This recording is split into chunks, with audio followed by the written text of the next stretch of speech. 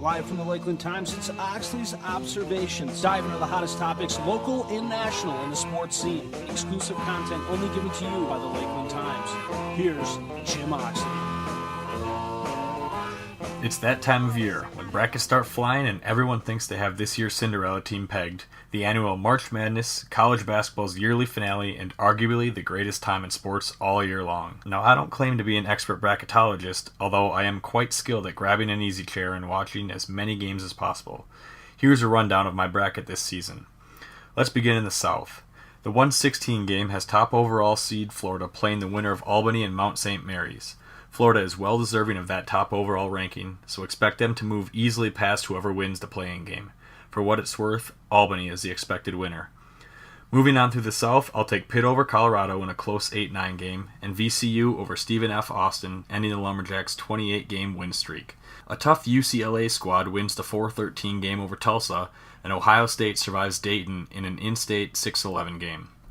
Continuing through the region, I'll take Syracuse over Western Michigan in the 3-14 game and New Mexico over Stanford in that deadly 7-10 matchup. Rounding out the opening round in the South is the 2-seed Kansas moving past 15-seed Eastern Kentucky. Moving on to the round of 32, Florida keeps rolling past Pitt and UCLA survives VCU. Syracuse takes down Ohio State and Kansas advances over New Mexico. In the Sweet 16, Florida and Kansas advance, with Florida heading to the Final Four after a win over Kansas in the Elite Eight. More so than any other region, the South appears to be pretty vanilla. Kansas is currently playing without center and potential number 1 overall draft pick Joel Embiid, so his return, or continued absence, could sway the region. In the East, Virginia, the top seed, moves on past 16-seed Coastal Carolina, and Memphis earns a victory in the 8-9 game over George Washington. My first major upset is Harvard over Cincinnati in the 12-5 game, and Michigan State, the 4 seed, then easily moves past Delaware, the 13 seed. North Carolina wins over Providence in the 6-11 game, and Iowa State gets past NC Central in the 3-14 matchup. In the 7-10 matchup, St. Joe's pulls off the upset over UConn, and Villanova advances over Milwaukee in the 2-15 game. In the round of 32, Virginia gets past Memphis, and Harvard's chances at a Cinderella run end at the hands of Michigan State. Iowa State takes down North Carolina, but Villanova falls in a close one over St. Joe's. In the Sweet 16, Michigan State takes down Virginia, and Iowa State gets by St. Joe's. Michigan State then beats Iowa State to make the Final Four. That's the first 4 seed in my Final Four. In the West, Arizona gets Weber State in the 1/16 game and wins big. Oklahoma State, the 9 seed, wins over the 8 seed Gonzaga, and Oklahoma defeats North Dakota State in the 12-5 game. San Diego State wins the 4-13 game over New Mexico State, and Baylor gets past a hot Nebraska squad in the 6-11 game. Creighton, the 3 seed, moves past 14 seed Louisiana Lafayette, and Oregon gets by BYU in the 7-10 game. Rounding out the opening round is the 2 seed Wisconsin, handling American, the 15 seed. Moving to the round of 32, Arizona gets past Marcus Smart and the Oklahoma State Cowboys in a close game.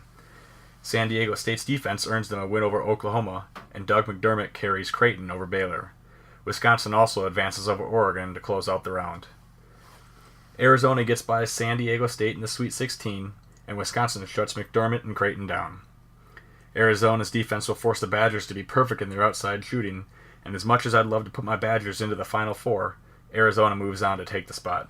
Finally, we have the Midwest, where top seed Wichita State will move past the winner of the play-in game between Cal Poly and Texas Southern. Kentucky then takes down Kansas State in the 8-9 game, and St. Louis survives a tough game against the winner of NC State and Xavier. Louisville moves easily past Manhattan in the 4-13 game. In the 6-11 matchup, I think UMass is susceptible to both Iowa and Tennessee, who will play in a play-in game to advance.